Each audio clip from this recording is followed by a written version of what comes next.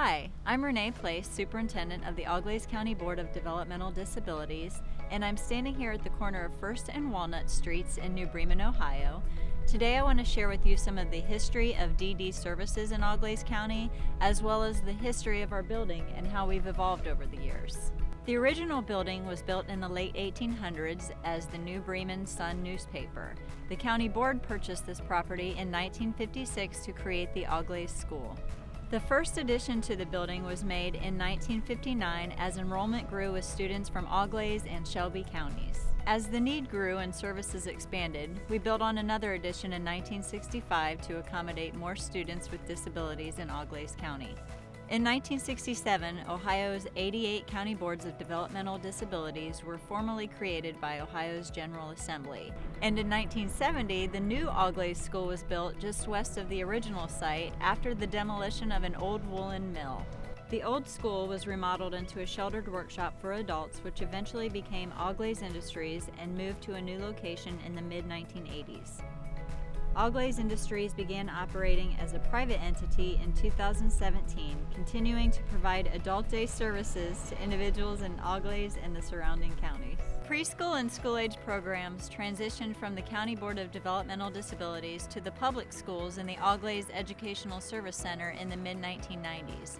And while we no longer house those programs here, we continue to partner with the Auglaize Educational Service Center with 3 classrooms in our building to accommodate students from New Bremen, Minster, and New Knoxville schools. In 2015, Early Intervention Services, which had been delivered in the ABC building, transitioned from a center-based model to a community-based model.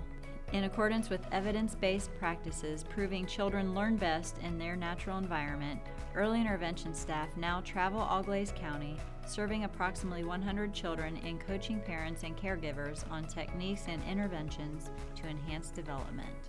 When it came time to renovate our building in 2019, those same themes of community, collaboration, and education became central tenets of the project. In addition to creating a new reception area, we modernized our space to improve and create efficiencies, trading in unused classrooms for collaborative meeting spaces and adding offices to accommodate growth. With that move from center-based to home-based, we were able to capture some space within our building for training and conference rooms. This partnership reflects the evolution of services in society over the years. At one time, people with disabilities either lived with family or were sent away to institutions, receiving an education and eventually vocational training in a segregated setting. Changes in rules and regulations over the years, however, in addition to civil rights advocacy and changing attitudes, have led to a shift in where people with disabilities are spending their time. As services are no longer delivered in our buildings, we work collaboratively with schools and adult provider agencies to ensure the health and safety of people with developmental disabilities as they live, learn, work, and play as independently as possible throughout Auglaize County.